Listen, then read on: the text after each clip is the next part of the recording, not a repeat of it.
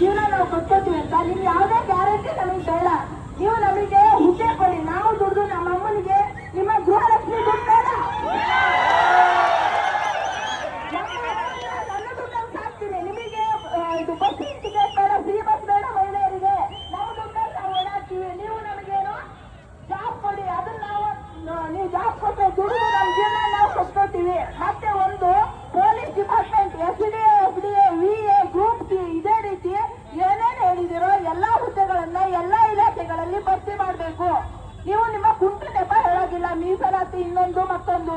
ನಾವು ಕೊಟ್ಟು ಓದಕ್ ಬಂದಾಗ ಇಲ್ಲಿ ಕೊರೋನಾ ಬಂತು, ಕೊರೋನಾ ಟೈಮಲ್ಲಿ ನೀವು ನೇಮಕಾತಿಯನ್ನ ಡಿಲೇ ಮಾಡಿದ್ರಿ, ಇವಾಗ ಒಳ ಮೀಸಲಾತಿ ಹೇಳ್ತಾ ಇದ್ದೀರಿ. ನಿಮಗೆ ಕಾರಣಗಳಿರ್ಬೋದು, ನಾವು ಮನೆಯಲ್ಲಿ ಕಾರಣ ಹೇಳಕ್ಕಾಗಲ್ಲ. ನಮ್ಮ ಮನೆಯಲ್ಲಿ ಪ್ರತಿದಿನ ಕಾಯ್ತಾ ಇದ್ದಾರೆ, ಇವತ್ತು ನೋಟಿಫಿಕೇಶನ್ ಅಂತ. ನಮಗೆ ಗೊತ್ತಾಗುತ್ತೆ ಏನ್ ನಡೀತಿದೆ ಅಂತ. ನಮ್ಮ ಮನೆಯಲ್ಲಿ ನಮ್ಮ ತಂದೆ ತಾಯಿಗೆ ಹೇಳಕ್ಕಾಗಲ್ಲ ಏನಾಗ್ತಿದೆ, ನಮ್ಮ ಪರಿಸ್ಥಿತಿ ಏನಿದೆ ಅಂತ ಹೇಳಿ.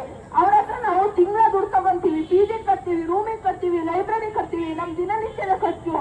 ನಮ್ಮ ಜೊತೆಯಲ್ಲೇ ಓದ್ದೋರು, ಕಾಂಪಿಟೇಟಿವ್ ಬರ್ದೆ ಬೇರೆ ಕಡೆ ಹೋದವರು ಬೇಕಾದಂಗೆ ಅವ್ರ ಜೀವನ ಕಟ್ಕೊಂಡಿದ್ದಾರೆ. ನಾವು ಈ ಕಾಂಪಿಟೇಟಿವ್ ಫೀಲ್ಡ್ ಬಂದು ಇವತ್ತು ಬಿಸ್ಲಲ್ಲಿ ಬಂದಿಲ್ಲ, ಸ್ಥಿತಿಗೆ ಬಂದಿದ್ದೀವಿ ನಾವು.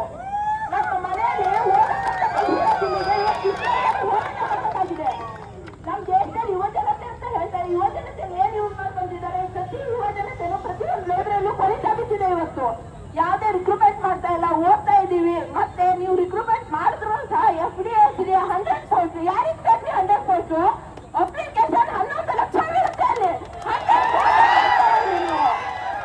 11 ಲಕ್ಷ ಜನತೆಗೆ 100 ಪೋಸ್ಟ್ ಸಾಲುತ್ತಾ?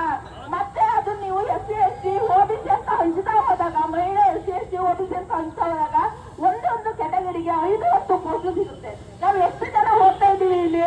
ಇದೆ, ಪ್ರತಿಯೊಂದು ಇಲಾಖೆಯಲ್ಲೂ ಖಾಲಿ ಇದೆ. 2019 ಅಲ್ಲಿ FDA ಕಾಲ್ ಮಾಡಿದ್ರಿ, ಅದ್ರ ನೆಕ್ಸ್ಟ್ FDA KPSC ಬಾಗ್ಲಲ್ಲಿ ಉಚ್ಕೊಂಡಿದ್ದೀರಾ ನೀವು? FDA ಅವತ್ತು ನೋಟಿಫಿಕೇಶನ್ ಮಾಡಿದ್ದು, ಇವತ್ತಿನವರೆಗೂ ಯಾವುದೇ ಸುದ್ದಿ ಇಲ್ಲ. FDA VA 500 ಕಾಲ್ ಮಾಡ್ತೀನಿ ಅಂತ ಹೇಳಿದ್ರಿ, ಅವತ್ತು ಹೇಳಿದ ಮಾತು ಅಲ್ಲಿಗೆ. ಧಾರವಾಡದಲ್ಲಿ ಬೃಹತ್ ಹೋರಾಟ ಮಾಡಿದ್ರು. ಹೋರಾಟ ಮಾಡಿದ್ಮೇಲೆ ಮಾರ್ಚ್ 2ನೇ ವಾರದಲ್ಲಿ ನೇಮಕಾತಿ ಮಾಡ್ತೀನಿ ಅಂತ ಹೇಳಿದ್ರು. ನಂತರ ಯಾವುದೇ ಸುದ್ದಿ ಇಲ್ಲ. ನೀವು ಈ ರೀತಿ ಸುಳ್ಳು ಸ್ವಭಾವ ನಮಗೆ ಬೇಡ. ನೇಮಕಾತಿ ಮಾಡೋದಿದ್ರೆ ಮಾಡ್ರಿ, ಇಲ್ಲ ನಮ್ಮ ಕೈಲಿ ಸಾಧ್ಯ ಇಲ್ಲ. ಮಾನ್ಯ ಮುಖ್ಯಮಂತ್ರಿಗಳಾಗಿರ್ಬೋದು, ಗೃಹ ಸಚಿವರಾಗಿರ್ಬೋದು, ಶಿಕ್ಷಣ ಸಚಿವರಾಗಿರ್ಬೋದು, ಪ್ರತಿಯೊಂದು ಡಿಪಾರ್ಟ್ಮೆಂಟ್, ಮತ್ತೆ ಇದು ಪಂಚಾಯತ್ ಡಿಪಾರ್ಟ್ಮೆಂಟ್ ಆಗಿರ್ಬೋದು, ನಿಮ್ಮ ಹತ್ರ ಆಗಲ್ಲ ಅಂದ್ರೆ ಇವತ್ತು ಸೀಟ್ ಬಿಟ್ಟು ಕೆಳಗಿಳಿರಿ. ಅರ್ಹತೆ ಇರೋರು ಸೀಟಲ್ಲಿ ಕುತ್ಕೊಳ್ತಾರೆ, ನೇಮಕಾತಿ ಮಾಡ್ತಾರೆ. ಯಾಕಂತ ಹೇಳಿದ್ರೆ ನೇಮಕಾತಿ ಮಾಡಿದ್ರೆ ಮಾತ್ರ ನಮ್ಮಿಂದ ಏನಾದ್ರೂ ಸಾಧ್ಯ ಮಾಡೋದಕ್ಕೆ ಸಾಧ್ಯ. ಈಗ ಆಲ್ರೆಡಿ 5 ವರ್ಷದಿಂದ 10 ವರ್ಷದಿಂದ ಪ್ರತಿ ಲೈಬ್ರರಿ ಸಿಕ್ಕೊಂಡು ಓದ್ತಾ ಇದೀವಿ. ಆರ್ಥಿಕವಾಗಿ ತುಂಬಾ ಸಂಕಷ್ಟದಲ್ಲಿದ್ದೀವಿ. ಯಾವುದೇ ಮಿನಿಸ್ಟರ್ ಮಕ್ಕಳು ಓದ್ತಾ ಇಲ್ಲ, ಪ್ರತಿಯೊಬ್ಬ ರೈತರ ಮಕ್ಕಳು ಬಂದು ಓದ್ತಾ ಇರೋದು. ಮನೆಯಲ್ಲಿ ಮನೆಯಲ್ಲಿ ನಿಮ್ಮ ಮಕ್ಕಳು MLA ಮಕ್ಕಳು ಹೋಗಿ ಫಾರಿನ್ ಅಲ್ಲಿ ಓದ್ತಾರೆ, ಒಳ್ಳೊಳ್ಳೆ ಪ್ಲೇಸ್ಮೆಂಟ್ ಮಾಡ್ಕೊಳ್ತಾರೆ, ಒಳ್ಳೊಳ್ಳೆ ಕಂಪ್ನಿಗಳಿಗೆ ಫಾರಿನ್ ಹೋಗ್ತಾರೆ. ನಾವು ಏನೋ ಗೌರ್ಮೆಂಟ್ ಜಾಬಿಗಾಗಿ ಲೈಬ್ರರಿ ಓದ್ತಾ ಇರ್ತೀವಿ. ನಮಗೆ ಆರ್ಥಿಕವಾಗಿ ತುಂಬಾ ಸಂಕಷ್ಟದಲ್ಲಿದ್ದೀವಿ. ಈಗ ಶಾಂತಿಯುತವಾಗಿ ಹೋರಾಟ ನಡೀತಾ ಇದ್ದೀವಿ. ಬಟ್ ಇನ್ನೊಂದು ದಿನ ಉಗ್ರವಾದ ಹೋರಾಟ ಮಾಡಿ ನಿಮ್ಮ ಮರ್ಯಾದೆನ ನೀವು ಕಳ್ಕೊಬೇಡಿ ಪ್ಲೀಸ್.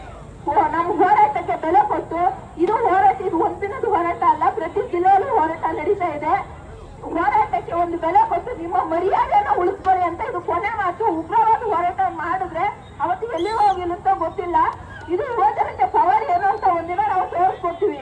ಧನ್ಯವಾದಗಳು ಸರ್. ಮತ್ತೆ